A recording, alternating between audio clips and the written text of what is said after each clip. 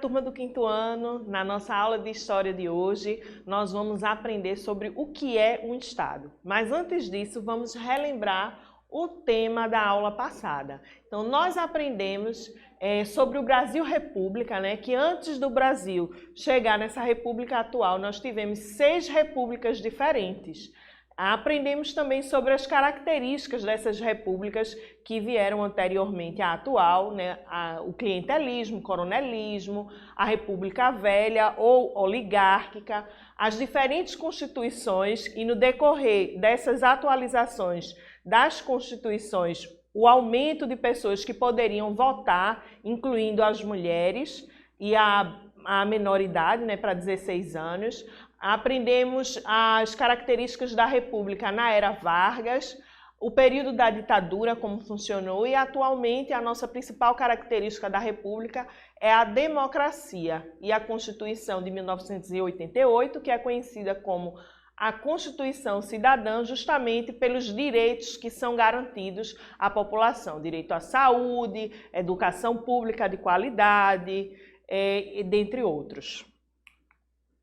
Então, para a gente começar o tema da nossa aula de hoje, falando sobre o que é um Estado, é importante a gente aprender e entender que o território brasileiro ele passou por várias regionalizações, né? Ou seja, por várias divisões regionais ou territoriais, a gente poderia dizer. Ao longo do tempo, essas configurações elas foram modificando o território brasileiro, até chegar na configuração, no modo que a gente tem hoje. Então, de 1500 a 1822, no período colonial, o Brasil, o nome Brasil, o país, o conceito de nação Brasil ainda não existia. Mas as terras brasileiras que foram invadidas, né, pelos portugueses e também pelos espanhóis, elas foram divididas, né, entre esses dois países, Portugal e Espanha. E essas terras eram conhecidas como as capitanias hereditárias. Então, muito antes da gente ter a configuração de estados que a gente tem hoje, inicialmente, as terras brasileiras elas foram divididas em capitanias hereditárias, divididas por esses dois países, Portugal e Espanha. E aí, somente em 1789, houve a primeira modificação, né, na organização do território, com a expansão territorial proporcionada pelo Tratado de Madrid. Certo, professora, mas o que é o Tratado de Madrid? O Tratado de Madrid foi um acordo assinado entre o rei da Espanha e o rei de Portugal, né? E aí isso possibilitou o avanço das terras portuguesas, né? Da dominação das terras portuguesas, que originou hoje o tamanho, né, territorial do Brasil. A gente tem um país de tamanho continental, por ser tão grande. Então, essa expansão territorial, as terras espanholas passaram a ser portuguesas, tá? E aí, nomes como Grão-Pará, mais na frente a gente vai ver que origina esse território Grão-Pará origina o território Estado do Pará, o que hoje é conhecido como Estado do Pará, mas também, posteriormente, ele se divide em Estado do Pará e Amazonas. A gente vai acompanhar isso. E São Paulo já eram conhecidos no território brasileiro. Em 1889, a divisão territorial estava mais próxima do que conhecemos atualmente. A região, como eu falei, né, Grão-Pará, ela foi extinta e ela deu origem à província do Pará e à província do Amazonas. Então, a gente vê aí que quando o Brasil ele torna-se Brasil, né, aí no período do Império, as capitanias hereditárias elas deixam de ser chamadas assim para serem chamadas de províncias brasileiras. Então, a região, o território, a capitania hereditária, que era Grão-Pará, passou a ser Pará e Amazonas, essas duas províncias. E com a proclamação da República, em 1889, as províncias brasileiras elas tornam-se estados. E mais na frente a gente vai entender o que é que isso significa, né? Deixar de ser província para ser estados. Qual a diferença, professora? Tem uma diferença aí significativa. E essa diferença se dá justamente por causa da proclamação da República, certo? Então, em 1942, foi criado o território do Rio Branco, que depois elevou-se à categoria de estado e foi nomeado como Roraima, tá? Em 1943, o Acre torna-se um território administrado pelo governo brasileiro, mas ele somente passa a ser considerado estado, a categoria de estado, em 1962. Em 1960, o território do estado de Goiás, esse território de Goiás, ele vai ser desmembrado 2 vezes, agora e mais na frente. Então, só para a gente ter a dimensão do quanto o território de Goiás era grande, tá?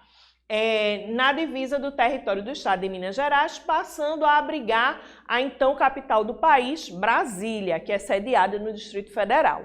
Em 1977, a parte sul do estado do Mato Grosso deu origem ao estado do Mato Grosso do Sul.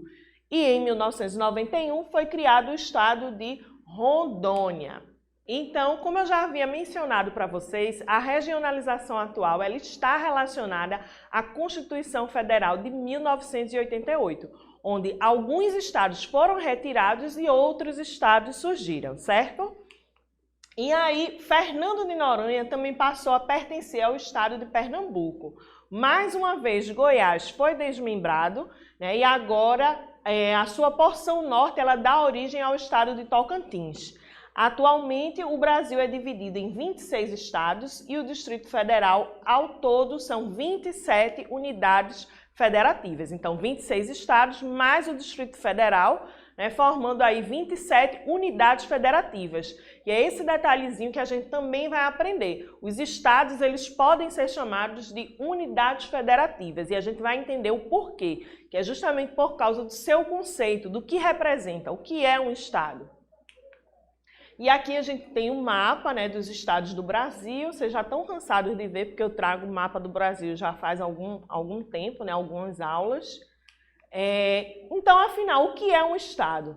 Então, segundo a definição do Instituto Brasileiro de Geografia e Estatística, o IBGE, são entidades autônomas, ou seja, que têm certa autonomia, autoridade sobre o território, que possuem seus próprios governos, por isso que é autônomo, tá? Bem como suas próprias constituições. Então, o Brasil ele é uma república federativa justamente porque ele é formado de unidades federativas. Isso quer dizer o que ser unidade federativa?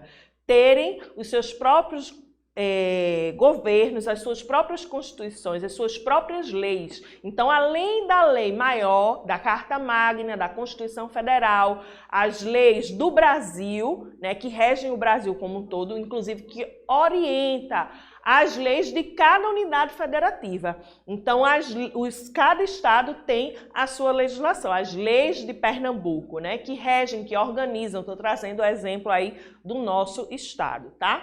Então, juntos formam a República Federativa do Brasil, esses 26 estados mais o Distrito Federal. São também denominados de unidades federativas, que eu já acabei de explicar para vocês. Mas aí é interessante a gente saber a diferença entre estado, com a letra minúscula, e estado com a letra maiúscula, para a gente não se confundir, que sempre tem esse detalhe. Às vezes vocês esquecem que nome próprio começa com letra maiúscula, início de frase começa com letra maiúscula, então é sempre bom a gente lembrar desses detalhes. E aí, isso na escrita da palavra estados faz toda a diferença. Então, estados com letra minúscula são as unidades federativas, que eu acabei de explicar para vocês, e estado com letra maiúscula corresponde ao conjunto de instituições no campo político e administrativo que organiza o espaço de um povo ou a nação. Então, o Estado brasileiro, existe para o Estado, com letra maiúscula, tá? Zelar, tomar decisões em nome da coletividade, em nome dessas instituições sociais que existem, na nossa sociedade. Então, nós fazemos parte dessas instituições sociais, os bens materiais, a família, a religião, escola, política e o Estado, com letra maiúscula, existem para organizar esses objetivos comuns entre essas instituições. Então, o Estado faz essa mediação, organiza a relação entre essas instituições, família, religião, os bens materiais, a escola, a política, a polícia, né, a segurança, né? Então o Estado faz essa mediação entre essas forças e entre as diferentes classes sociais, né? O Estado organiza aí a estrutura da nossa sociedade. E aí eu deixo para vocês 5 questõezinhas, tá? Para vocês responderem. A primeira, complete a frase. O Brasil passou por muitas mudanças territoriais ao longo do tempo. No período colonial, tínhamos as... Posteriormente, foram denominadas de... E somente após o Brasil se tornar uma república, passou a ser dividido por... Então, questão de número 2. Atualmente, os estados são também chamados de... Questão de número 3, qual a diferença de Estado, com letra maiúscula, e Estado, com letra minúscula? E a questão de número 4, o Brasil está dividido em quantos estados? E a questão de número 5, o que é um estado? E por hoje é só, espero que vocês tenham gostado e aprendido bastante na aula de hoje. Continuem se cuidando e até a próxima aula. Tchau, tchau!